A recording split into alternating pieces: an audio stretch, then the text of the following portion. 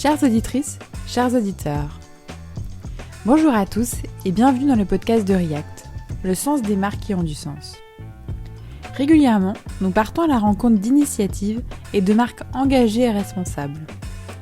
Vous entendrez les entrepreneurs vous parler des coulisses, de leurs engagements et surtout du sens qui les anime chaque jour pour faire changer le monde. À travers ces moments d'échange, on a cherché à mieux comprendre l'histoire derrière chaque initiative. Pourquoi aujourd'hui elles font ce qu'elles font, qu'est-ce que ça veut dire être responsable et surtout comment elles s'engagent vers un monde plus raisonné. C'est entre deux nettoyages de plage qu'on a rencontré Adrien. La passion pour l'océan, Adrien il est tombé dedans quand il était petit. C'est ses valeurs et son sens de la responsabilité qui l'ont poussé à créer une marque engagée, New. New, c'est la crème solaire naturelle, sans traces blanches, sans nanoparticules, vegan et non testée sur les animaux. Bref, on s'arrête là, car celui qui en parle le mieux, c'est Adrien. Alors suivez-nous, on vous emmène à sa rencontre.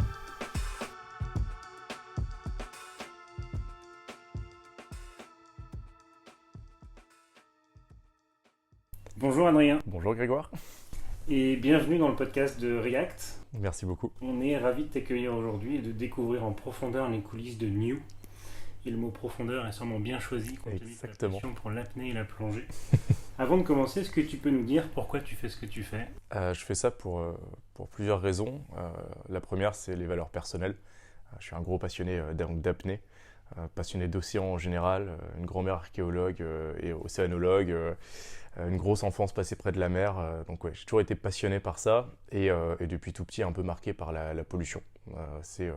Quand j'étais petit, ça me marquait moins, mais maintenant que j'y pense, on faisait des châteaux de sable qu'on décorait avec des déchets, ce genre de choses. Donc bon, c'est un truc qui nous a toujours touché. Et le sujet des crèmes solaires, pareil, c'est quelque chose qui a toujours touché le côté santé, le côté enfant. Donc voilà. Et après, l'autre raison, c'est le fait d'inspirer les gens vers quelque chose de meilleur pour eux, pour la planète, pour les autres. Je pars du principe que si on veut motiver les gens à faire quelque chose, il faut leur montrer l'exemple, leur montrer la voie et faire 2 fois plus d'efforts qu'eux pour le faire. Et c'est ce qu'on cherche à faire avec New, quoi. Donc c'est le sens des responsabilités et beaucoup de temps passé sur la plage. C'est ça. Avoir des déchets plastiques, des mégots de clopes. C'est ça. Et autre chose. Exactement. Tu parles de responsabilité. Du coup, nous, on a très envie avec Justine de comprendre ce que ça veut dire pour chaque entrepreneur ou chaque porteur de projet. Ouais. Ce que ça veut dire pour lui d'être une marque ou une initiative responsable. Responsable, ça veut dire beaucoup de choses. Pour nous, on va dire la première signification, c'est la transparence. À partir du moment où tu fais en sorte d'être transparent avec tes consommateurs, ça t'oblige à faire les choses bien et à être responsable. C'est vraiment le fait de se dire je suis transparent sur mes compositions, je suis transparent sur mes engagements, sur mes valeurs, sur mes circuits logistiques, sur mes origines, sur tout ça. Et c'est cette transparence-là qui te pousse à faire les choses bien parce que tu n'as rien à cacher. Et donc tu sais que tu vas être retoqué après. Et après, sinon, dans le détail, ça va être justement faire attention aux valeurs que tu mets dans ton entreprise, aux engagements que tu prends, à la composition de tes produits, à l'image que tu véhicules. Être responsable, pour moi, c'est vraiment un état d'esprit plus que 3 lignes dans un rapport RSE ou juste se dire, voilà, j'ai fait un peu de Made in France, donc c'est bon, je suis une marque responsable, quoi. Pour moi, c'est vraiment quelque chose de global. Donc tu parles à la fois de transparence, ouais. qui est une valeur fondatrice, et aussi de valeur. Alors du coup, on pourrait se dire, quand une marque est hyper transparente, ouais. Du coup, elle n'a pas tellement besoin d'afficher ses valeurs, parce que l'hyper-transparence fait que la communauté s'approprie tes messages, ton produit, ta promesse, ouais. Et du coup, les valeurs pourraient presque venir de tes premiers clients et d'une communauté qui grandit. Tu as affiché les valeurs, toi, dès le départ, ou tu t'es dit, tiens, on va co-créer ça avec les tout premiers clients, et comment ça s'est passé ? Alors, ça s'est fait un peu les deux. En fait, on est parti de nos valeurs à nous. On s'est engagé à la base sur l'engagement de base, c'était 1 mètre carré de plage nettoyé par tube vendu, par produit vendu. Et on s'est dit, ça c'est nos valeurs, de se dire, on va faire du concret et on va dire aux gens, si vous achetez un produit, nous on s'engage à faire du nettoyage, à faire de la dépollution, de la valorisation.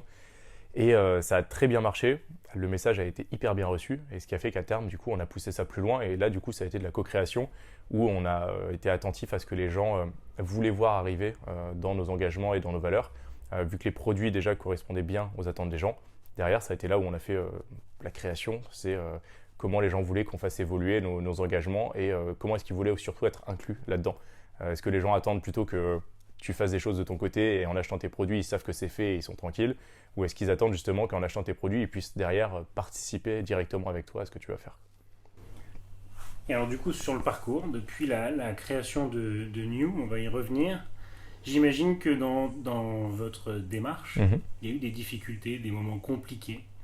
Est-ce qu'avec un peu de recul, tu arrives à bien les identifier? Et est-ce que tu as des conseils à des entrepreneurs ou à des marques qui soit sont en cours de création, soit qui se posent la question de leur transition vers un modèle plus responsable et qui se disent ça va être un enfer ce truc et à quoi il faut être attentif ou qu'est-ce qui peut être compliqué? Alors déjà de base, sur on va dire les points de vigilance, ça va être la façon dont on va créer un projet, développer un projet.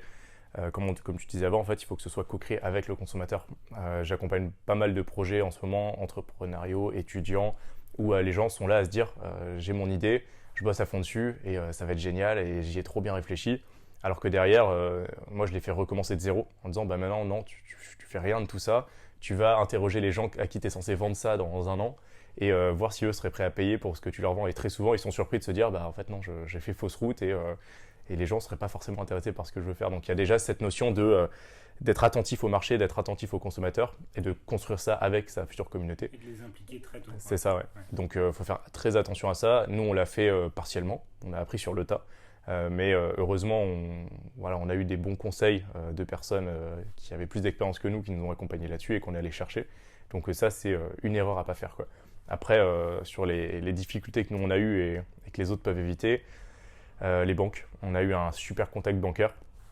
Ça se passait très bien pour un prix de lancement. Et au final, au moment de signer, notre dossier a été transmis à la partie innovation de la banque. Et ça a capoté. Le responsable d'innovation a dit « Non, moi je ne suis pas, vous êtes trop jeune, machin, j'y crois pas. » Enfin, c'était quelqu'un qui n'était pas du tout fait pour être là. Mais du coup, ça a bloqué. Et donc, on s'est retrouvé avec 2 mois de retard sur l'arrivée des fonds. Donc, toujours mettre en concurrence, ne pas avoir peur. Même si c'est des gens qu'on connaît, des amis, on a rencontré un designer, un graphique, un logisticien qui va nous dire « Ouais, on est potes, on bosse ensemble et c'est bon. » Toujours mettre les gens en concurrence, jamais partir du principe que quelque chose est acquis. Et toujours se préparer à se faire challenger, à avoir des problèmes. C'est de l'anticipation, l'entrepreneuriat. C'est de l'anticipation et de la réactivité. C'est vraiment les 2 choses qui définissent, je pense, un bon entrepreneur. Donc, il faut vraiment être attentif à ça sur tous les points possibles. Mais nous, ça a été sur la partie financière, on a failli se faire bloquer, quoi. Donc, il y a eu des moments compliqués que tu viens d'évoquer. Et surtout, si vous en êtes là aujourd'hui, c'est que New, c'est souvent cité comme une success story française. Ouais. Est-ce que tu peux nous retracer un tout petit peu l'histoire de votre aventure et puis surtout les temps forts, parce qu'il y a quand même beaucoup plus de bonnes nouvelles que de mauvaises pour en arriver là où vous en êtes. Clairement. Et encore, les gens voient que les bonnes nouvelles, mais c'est beaucoup de galères, de remise en question. Voilà, c'est la partie entre guillemets cachée de l'iceberg que les gens en général ne voient pas tout de suite, mais auquel ils s'intéressent de plus en plus, est souvent énorme. Mais du coup, nous, ça a été 1 an et demi de préparation, de développement, de réseautage, de retour d'expérience d'autres personnes et vraiment de préparation du projet. Et après, ça a été le lancement sur la plateforme Ulule de crowdfunding en précommande où on avait demandé 3 000 € et on est sorti avec 29 800 €, quelque chose comme ça. Donc on a fait un x10. x10 par rapport aux autres. C'est ça. Donc ça a très très bien marché. Et après ça, on a lancé directement le produit en juin 2019. Et ça a cartonné. On a été démarché par des tonnes de revendeurs. On n'a jamais eu besoin de faire du démarchage commercial. Donc on a atteint presque 50 ou 70 revendeurs sur le territoire sans jamais démarcher. Donc ça a été très très bien pour nous. Et les gens ont suivi beaucoup d'articles, de passages télé, de radio. Enfin, ça a été on va dire un rythme de fou qui est arrivé et qui nous est tombé dessus, quoi. C'est un booster médiatique et un booster commercial aussi. C'est ça. Et les premiers vendeurs sont toujours là aujourd'hui, ils vous ont accompagné sur le long terme. Exactement. Et notre toute première vendeuse historique, qui est une toute petite boutique strasbourgeoise de cosmétiques bio et vegan, c'est un de nos meilleurs vendeurs. Elle a une boutique qui fait 20 mètres carrés et elle vend plus que des pharmacies. Enfin, c'est incroyable. Donc ils sont toujours là historiquement et on fait avancer le projet aussi avec eux, en prenant leur retour, ce qu'eux attendent, quel type de communication ils aiment, quel type de produits ils vendent le plus. Enfin, on est toujours à l'écoute d'eux comme des consommateurs, quoi. Donc une grosse implication de votre communauté de clients, mais aussi de votre communauté de revendeurs. Exactement, ouais. Et c'est probablement une des clés du succès. Alors, année après année, on voit aujourd'hui sur le site de New, par exemple, que vous proposez un modèle qu'on ne voit pas très souvent, d'une marque qui est clairement responsable, qui produit en France, qui a beaucoup d'attention aux externalités négatives que l'activité peut générer. Et souvent, on se dit, l'objectif d'une marque responsable, c'est justement de limiter ces externalités négatives et d'essayer d'en générer de positives. Ouais. Vous êtes allé plus loin, et on voit sur votre site que vous avez créé une ONG. Exactement. Et on se dit, pourtant, ça, c'est deux mondes qui ne se parlent pas souvent, l'associatif ou le caritatif, le non-gouvernemental d'un côté, et une marque commerciale, bien qu'elle soit engagée par ailleurs. Comment est-ce que l'idée vous est venue de créer une ONG en parallèle de votre marque New ? Et comment est-ce que ces deux mondes-là, l'associatif et le commercial, ils peuvent cohabiter ? Disons que c'est un modèle qu'on a créé parce que la volonté de base, c'était donc d'avoir des engagements forts, environnementaux, écologiques, humains sur la start-up. Et faire ça sous couvert de la société, c'était une bonne chose, mais ça nous semblait plus cohérent de faire deux structures différentes et surtout pour avoir vraiment quelque chose de concret et de ne pas juste dire aux gens on reverse 1% à telle cause, on a fait un versement pour ce truc-là à ce moment-là. Enfin, nous, l'idée, c'était d'avoir du concret et sachant qu'on avait une équipe qui était prête, qu'on avait des gens motivés pour ça et que nous-mêmes, avec mon associé Corentin, on avait envie d'aller plus loin, on s'est dit autant créer une structure. On avait pensé à la fondation, mais il y a des obligations de reversement de fonds minimum qui sont énormes, donc c'est des centaines de milliers d'euros, donc à notre niveau c'était pas possible. Et l'ONG, on s'est dit c'est indépendant, ce sera à côté, mais c'est le meilleur moyen d'avoir une structure purement dédiée à l'engagement. Et donc on a créé Octopus avec une équipe de 8 personnes au démarrage et on a commencé à créer. Et ça a fait un gros boom parce que déjà l'avantage c'est que le modèle startup est un peu passé sur l'ONG où on s'est dit tout de suite il nous faut un business model, il nous faut de la rentabilité, il nous faut du développement pour avoir une ONG qui prend de l'ampleur et qui reste pas un petit truc local.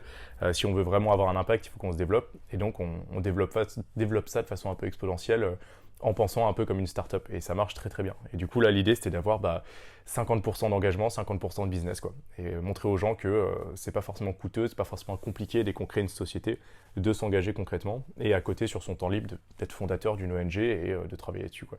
Donc voilà, les deux se tirent vers le haut mutuellement quoi. Et l'ONG fonctionne avec les fonds que la marque lui reverse uniquement comme ça? Non, en fait, c'est pas que Alors, le concept de l'ONG, c'est que pour garder le statut d'utilité publique, c'est d'être indépendant. Et en fait, on ne voulait pas que ce soit vraiment juste New et Octopus qui travaillent ensemble. L'idée, c'était que Octopus devienne une sorte de plateforme réseau et de délégation d'engagement pour n'importe quelle société qui veut adhérer à un modèle comme le nôtre. Et ça a marché dès le départ. On a eu plusieurs sociétés qui sont venues nous voir pour devenir un peu adhérentes Octopus. Et donc, on a plein de sociétés qui reversent des fonds de plusieurs façons différentes.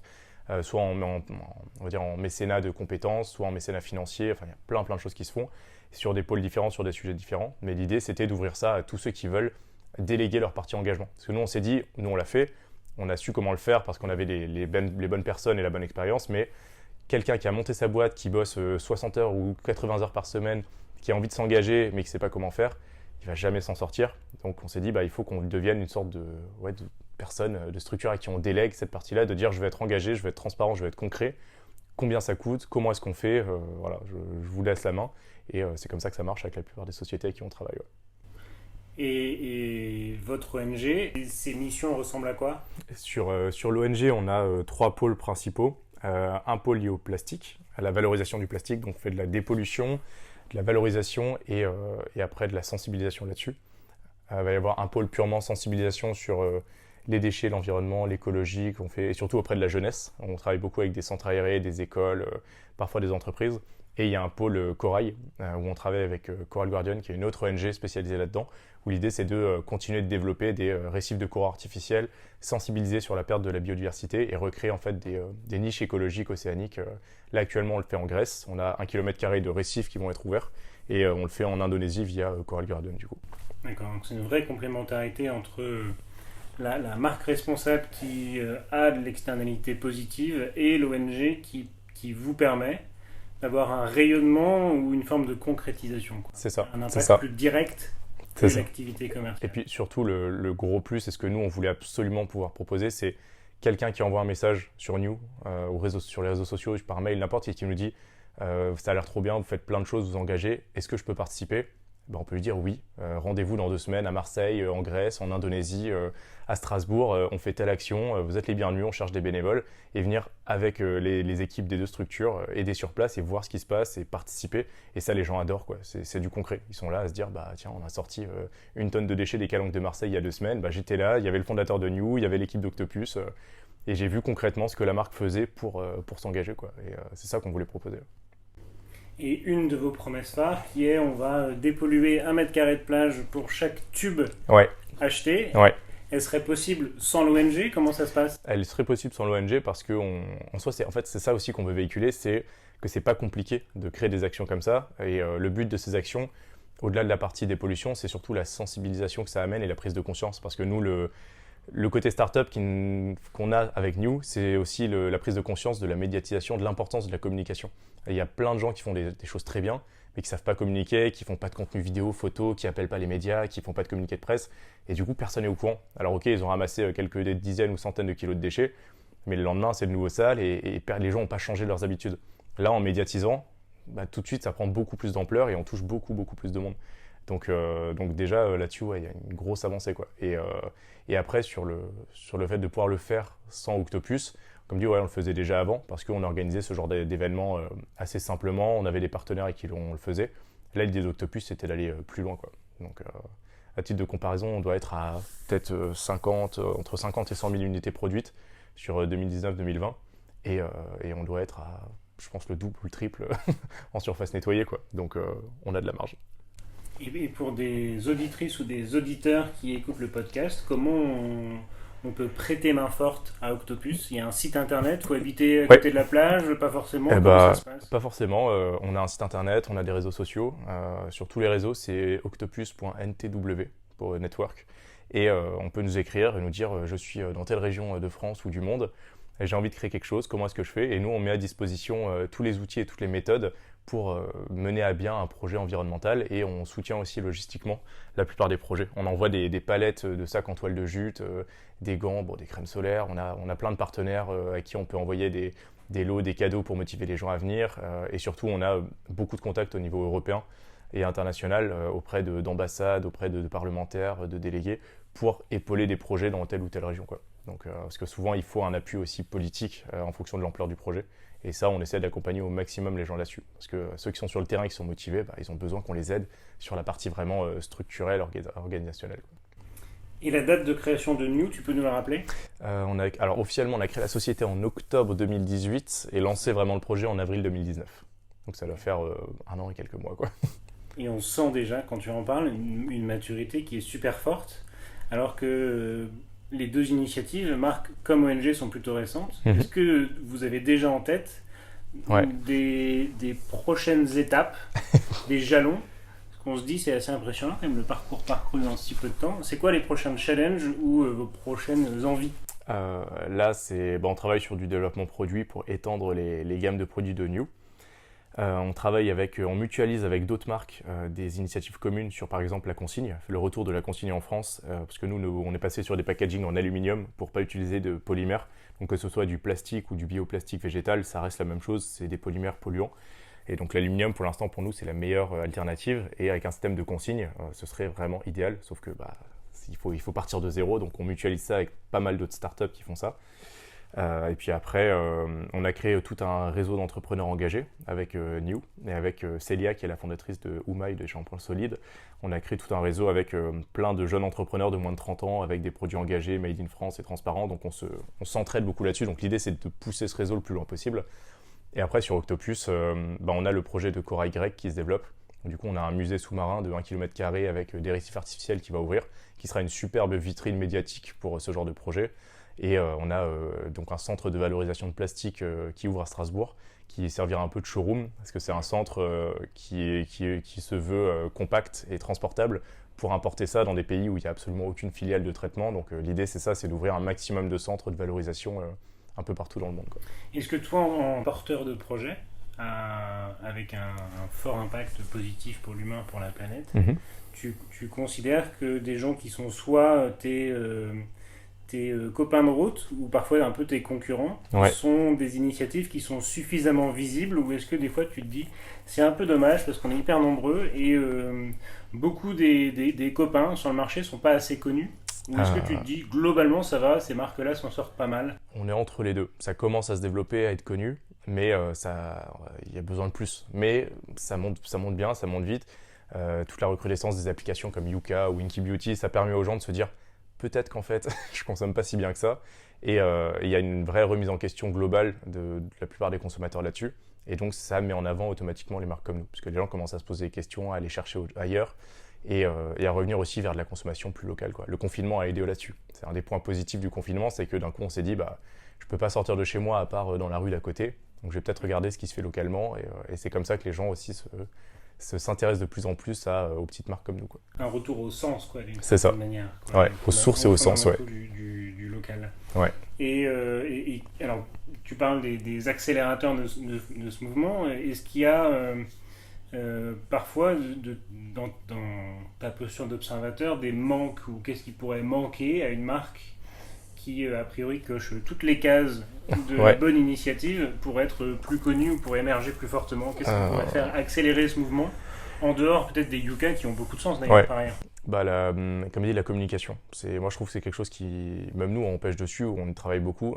Une bonne communication, c'est hyper important. Et des fois, on critique les grosses marques, les multinationales, parce qu'ils sont partout, ils font plein de pubs et autres.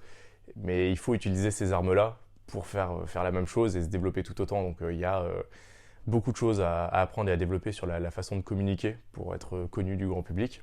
Et après, dans la façon de mettre en avant ces marques-là, je pense que des initiatives comme vous, justement, c'est des très bonnes choses parce qu'il en faut de plus en plus et il faut diriger le consommateur vers ça. Parce que même déjà dans un supermarché, devant un rayon de crème solaire, pour prendre notre exemple, les gens sont perdus. Mais si on commence à leur dire, tiens, il y a plein de petites marques de crème solaire, de déo, de trucs qui se lancent, elles sont très bien, c'est très cool, mais que tout d'un coup les gens se disent, oui, mais maintenant j'ai envie de savoir pourquoi. C'est bien quand même d'avoir un accompagnement là-dedans pour aider les gens à se diriger dans ce nouveau labyrinthe de consommation, quoi. Tu trouves que ce paysage-là manque de médias? Évidemment, tu parlais de jouer à armes égales avec des marques qui sont plus grandes ou moins préoccupées par ces thématiques-là peut-être. En même temps, ça représente un coût et un investissement qui est vachement important et qui n'est pas forcément à la portée de beaucoup d'initiatives. Est-ce que tu penses, ou vous pensez globalement d'ailleurs que ça peut manquer de médias qui proposent des modèles alternatifs à des campagnes de pub? Ça peut. Après, je pense que la communication, c'est une communication pas forcément hors de prix, surtout avec les outils actuels. J'ai un truc bête, mais nous, le lancement, on a fait une vidéo qui était pour un concours où pendant 1 minute, en noir et blanc, je suis tout nu avec un globe en train de parler de crème solaire avec un air un peu caricaturé. Et la vidéo a fait marrer tout le monde, mais il y avait un vrai message fort derrière. Et ça a cartonné, alors que c'est un truc qu'on a tourné en 10 minutes dans mon salon avec un micro-cravate sur un balai pour faire la perche. Et au final, ça ne nous a rien coûté, mais ça a super bien marché. Donc je pense qu'il faut bien, on va dire, apprendre à utiliser les nouveaux outils numériques qu'on a. Les réseaux LinkedIn, TikTok, Instagram, et ça permet des fois de gagner énormément en notoriété, beaucoup plus que les marques qui font des pubs à la télé tous les 2 jours, mais avec, on va dire, la bonne stratégie et la bonne compréhension de ce genre de réseau, quoi. Merci beaucoup. Alors, est-ce que tu peux nous dire où est-ce qu'on trouve aujourd'hui les produits New? Alors, actuellement, on a un site internet qui s'appelle New and You, donc New et toi en anglais.com. On a les réseaux sociaux Instagram, Facebook et autres, où pareil, il y a des liens vers les boutiques. Et après, sur le site internet, on a une carte interactive des distributeurs, où il y a donc tous les distributeurs indépendants qui sont référencés. Et au-delà de ça, on est dans tout un gros réseau de pharmacies français, donc on est dans pas mal de pharmacies. Et les gens peuvent très bien aller demander à des pharmacies s'ils ont New ou pas. En général, ils ont la possibilité de l'avoir dans leur réseau. Donc voilà, donc soit magasin indépendant, soit pharmacie, soit site internet. Merci beaucoup Adrien. Est-ce que avant de se quitter, tu peux partager avec nous et puis avec tous nos auditeurs quelques coups de cœur récents d'initiatives qui, comme toi, à leur échelle, changent le monde, des choses qui t'ont marqué, et puis tu aimerais peut-être qu'on aille à leur rencontre bientôt pour tourner un podcast? Bien sûr. Alors il y a, comme j'en parlais avant, de Stelia, des shampoings solides Oumaï, qui est une immense amie avec qui on fait énormément de choses et avec qui on partage beaucoup de choses. Donc j'adore son projet, ses valeurs, enfin on partage beaucoup de choses là-dessus. Lisa, qui est du projet de shampoing liquide Lao, qui connaît très bien Célia, et pareil, dans des valeurs très fortes, qui aussi fait partie des fondatrices d'Octopus, qui elle aussi s'est engagée dès le début dans l'ONG, et qui a une façon d'aborder le produit, la consommation et le développement que j'adore, qui est pareil hyper transparent avec sa communauté. Il y a les déodorants Endro, qui sont des déodorants bretons, pareil, qui sont adorables et qui sont hyper engagés dans ce qu'ils font. Bamenco, c'est des granolas, des biscuits made in France, fait par une fille qui s'appelle Katia Paré, qui est pareil adorable et qui fait ça très très bien. On va avoir Lolo Paris qui fait des sous-vêtements sur mesure et pareil éco-responsable. Bluetopia, alors c'est pas une société, c'est une association, mais qui fait des documentaires et de la communication pour les projets comme les nôtres et qui pareil qui fait des choses juste extraordinaires. Et après une petite dernière. Opal, une marque de vêtements made in France, très sympa aussi, fondateur adorable, pareil, très engagé. Enfin, c'est que des gens avec qui on passe des super moments parce qu'ils sont vrais et ils sont honnêtes dans leur démarche. Et voilà. Donc pour l'instant, ceux que j'ai en tête, il y en a beaucoup d'autres, mais. Waouh. Eh ben merci beaucoup, Adrien. On a rarement eu une liste aussi longue. C'est vrai. Donc, on sent que tu en as sous la semelle et on a envie de poursuivre l'échange pendant encore plein de minutes. On mettra évidemment tous ces liens parce qu'en audio, c'est pas forcément simple dans la descriptive du podcast. Et puis surtout, on aimerait beaucoup nous aussi les rencontrer. On n'est que 2 aujourd'hui, mais on met beaucoup d'énergie à aller les voir et à essayer de ralentir le temps pour en voir de plus en plus. On sera ravis d'aller à leur rencontre et que tu puisses aussi peut-être découvrir des coulisses que peut-être tu ne connais pas forcément de cette aventure-là. Merci beaucoup, Adrien, et puis pas de souci. Bon vent à New. Merci beaucoup. Qu'est-ce qu'on peut souhaiter à New pour les 2 ans qui arrivent? Pas de reconfinement, que les gens partent des masques et s'éduquent un peu là-dessus parce que du coup le confinement a failli durer sur l'été et ça aurait été compliqué pour nous. Là on a de la chance, il y a un possible reconfinement qui arrive mais ça va être après l'été et un bon développement international. Si quelque chose que nous on souhaite voir se développer, c'est tous les pays qui interdisent les crèmes solaires chimiques et nocives. Il y en a de plus en plus et ceux qui n'autorisent que certains types de crèmes, ils prennent des crèmes comme New. Donc on trouve ça très bien que les législations s'adaptent même à des problèmes environnementaux, quoi. Donc plus de législation, en tout cas de la législation qui a du sens, et puis exposez-vous tous au soleil, quoi. Exactement, c'est ça. Profitons du soleil. Exactement. Merci beaucoup, Adrien. Pas de souci. Merci beaucoup, à bientôt.